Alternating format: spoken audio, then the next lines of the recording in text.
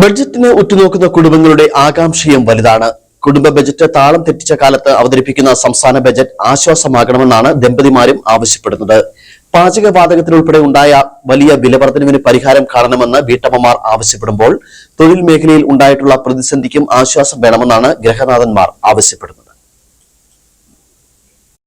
കുടുംബ ബഡ്ജറ്റ് താളം തെറ്റിയിട്ട് നാളുകളായി. ഗൃഹനാഥൻ ജോലി ചെയ്ത് സമ്പാദിക്കുന്ന പണം കൊണ്ട് മാത്രം കുടുംബം നടത്തുവാൻ പറ്റാത്ത സാഹചര്യമാണ് നിലവിലുള്ളത്. തൊഴിൽ മേഖലയിൽ പോലും വലിയ പ്രതിസന്ധിയാണ് അനുഭവപ്പെടുന്നതെന്നാണ് ഗൃഹനാഥനായ അനീഷ് പറയുന്നത്. പ്രതീക്ഷ എന്ന് പറഞ്ഞു കഴിഞ്ഞാല് നമുക്ക് ഇപ്പൊ എന്റെ തൊഴിൽ എന്ന് പറയുമ്പോൾ തൊഴിലുകാർക്കാണ് ഞാൻ ചെയ്തുകൊണ്ടിരിക്കുന്നത്. നിലവിലെന്ന് പറഞ്ഞാൽ ഈ ഗ്യാസിന്റെ ഒരു ലഭ്യത കുറവ് മൂലം ഞങ്ങൾക്ക് ഉണ്ടാകുന്ന നമ്മളെ കുട്ടിയായിട്ട് പെയിന്റ് സാധനങ്ങളെല്ലാം ശരിക്കും പറഞ്ഞു കഴിഞ്ഞാല് പെട്രോൾ ഉൽപ്പന്നമാണ്. അടിക്കടി ഉണ്ടാകുന്ന വിലക്കയറ്റം അത് ശരിക്കും പറഞ്ഞാല് ഞങ്ങളെ ശരിക്കും നല്ല രീതിയിൽ തന്നെ ബാധിക്കുന്നുണ്ട്. ഈ കഴിഞ്ഞ കളിക്ക് തന്നെയാണെങ്കിൽ എല്ലാ സാധനത്തിനും ഭയങ്കരമായിട്ട് വില കൂടുന്നുണ്ട്.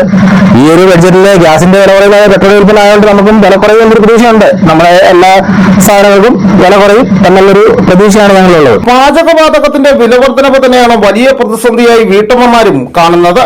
കുടുംബ ബഡ്ജറ്റിന് ആശ്വാസമാകുന്ന പ്രഖ്യാപനങ്ങൾ ഉണ്ടാക്കുന്ന പ്രതീക്ഷയിലാണ് വീട്ടമ്മമാരും.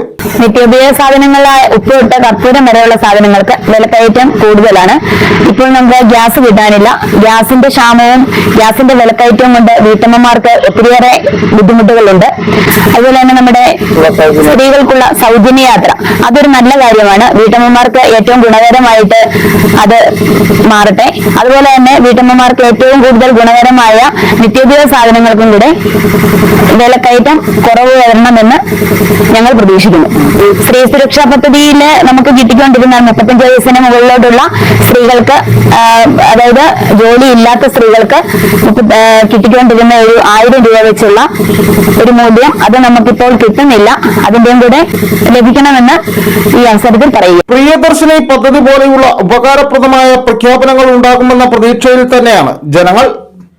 News bureau, Udumbanchola.